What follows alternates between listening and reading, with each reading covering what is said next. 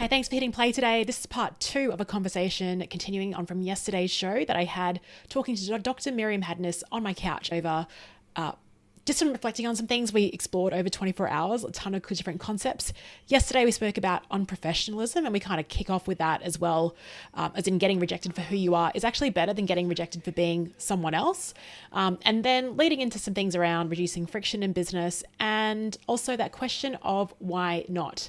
Enjoy the listen, and I'll speak to you tomorrow. And I think if you're rejected for the mask, then it was as if you were taking the wrong decision, and then it becomes a trial and error of how do I meet the largest part of the potential audience, and then it's very difficult. Whereas if you just yourself, then of course some will reject you, some will like you, but at least you minimize the effort and the costs around it. Yeah, and I think probably the biggest danger is actually if you get accepted and you're wearing the mask, because you have to continue wearing the mask. That's actually, and I think. When you are new to, I mean, we're like 5 or 6 years into business now. I've lost track. I was like such a veteran of solopreneurship. But when you're first starting out, you don't really know what the hell you're doing, and so you have this mask on. Then you get these gigs that you're like, I should not have got this gig, and you're fulfilling this narrative that you're not even into, that you're not even excited about. Yes. It's definitely worse. I mean, but you do it because there's cash, which is so important, and so. And you think that this is what you're supposed to be doing. Yeah. So again, the kind of professionalism. As a solopreneur, you should be doing this. You should you should treat your client as the kings. So I think boundaries is another part of unprofessionalism, is setting boundaries and conditions. Okay, I want to work with you, but these are my conditions.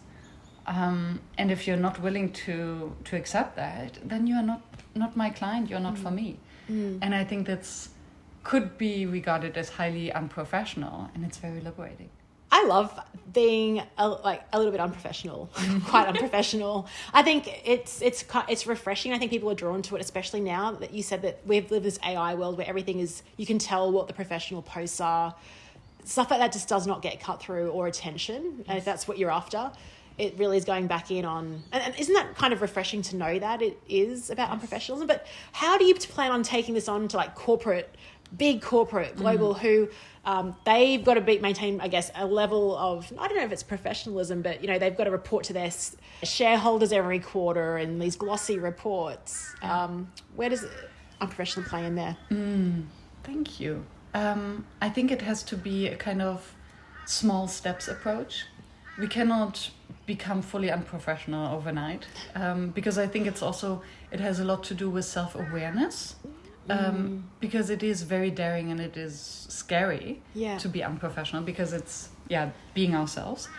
And I think in the corporate world, it all starts with asking how are you, and allowing a pause and a response afterwards. So how can we create small moments for real humanness that don't cost much? And I think if we can start with that, or asking more questions and actually being curious about the answer, as a leader, to lean into this, I don't know, but we will figure it out together. I think that's where it starts. And if we can experiment with these little things, we also see how it suddenly changes the team dynamics, because if we allow the team to speak up and to share their ideas more openly, then they will get another sense of responsibility and ownership and bonding. Yeah. And then I think that's how we start the unprofessional revolution. Yeah, it starts from there's sort of a groundswell of micro moments. Yeah, and allowing that we are all winging it, and we're doing things that are ridiculous. We sit in meetings, everyone replying to emails that we barely even read, and then we get into these kind of miscommunication because nobody is actually really paying attention, because everyone is just multitasking, and all it takes is just to snap ourselves out for a minute and say, okay, let's look at ourselves, what we're doing here.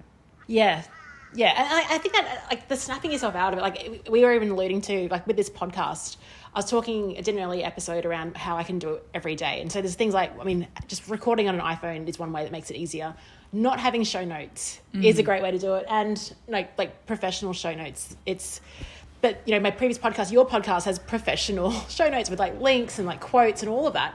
But I'm like, I cannot do that for a daily podcast.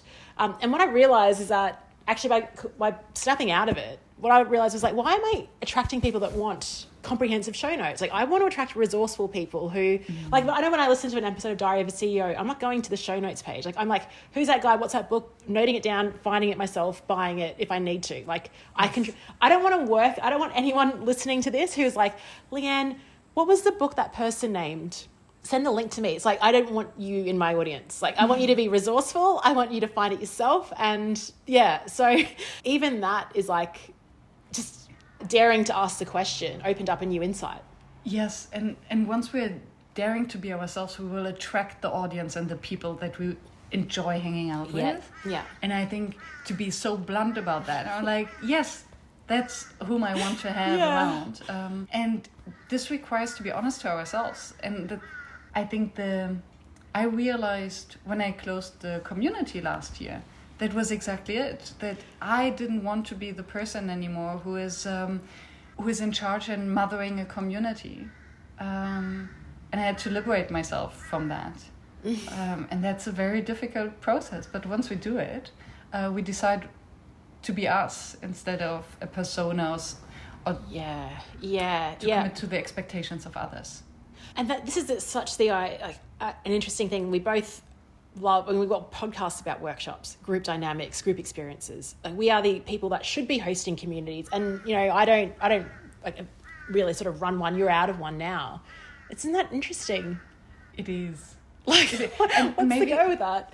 And maybe I was actually wondering when you were speaking about the impact of your book and how the readers of your book would take selfies, that they use the book to design workshops and to host workshops.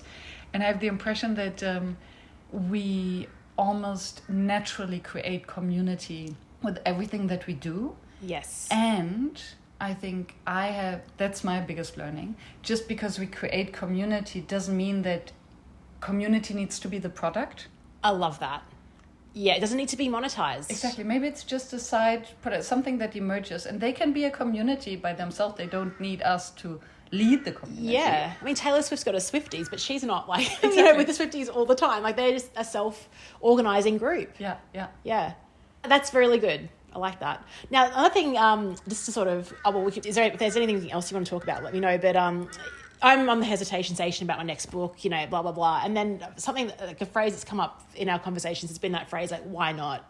Like, you even asked me, like, when we were driving, you're like, why did you get the number plate Bangkok? And I'm just like, why not? And like, I told you the answer after, but we could have just paused the conversation there, and that would have been actually a fine response. Yeah. What's attractive about that phrase to you? I think why not, we don't ask ourselves why not enough. And I think when I observe your career and how you have evolved as an entrepreneur, you're the personification of the why not.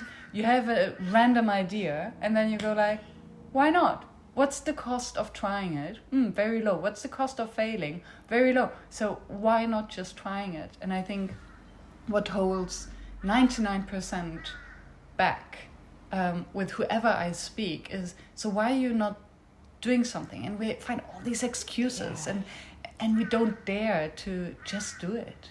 Yeah.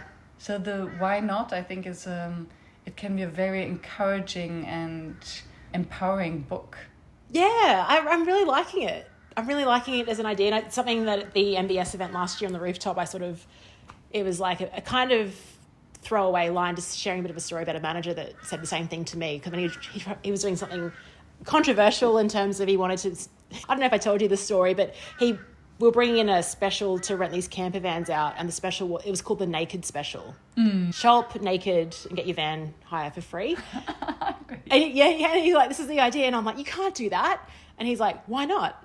Oh, I love I'm that like, so much. all right, and we did it. And we didn't get in trouble. Like, all these assumptions around, like, so if you were to start with why should we do it, like, it's kind of a boring game to play, like, you know, listening, but why not is like, oh, well, we don't need any more justification, let's just go. And I think it's a playful variation of the what if from design thinking. Because, as you said, the why, if we ask, why should we do that? Our brain automatically goes back into our past experiences and what have I learned that matches or doesn't match? So it's very analytical.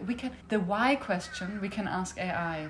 The why not question we cannot ask AI. We need the humans or ours. Yeah. Oh, that's so powerful. I think that's it. I think you're getting some juice around this idea, Myriam. I love it. Yeah, and it's I really hope that you will write that book, because I remember I said to you last year and I mentioned, oh, I have this book idea, Unprofessionalism, I really want to write that book. And you encouraged me. It was you and Chris. Yeah. Okay, if you're coming back next year and you haven't started the book, then we agreed that I would invite You'd fly you me to Europe. to We won't Amsterdam. say the second part of that. We'll Yes. just... So when I booked the ticket to come back, I was like, I need to start this book because otherwise it's going to be a very expensive visit to Brisbane.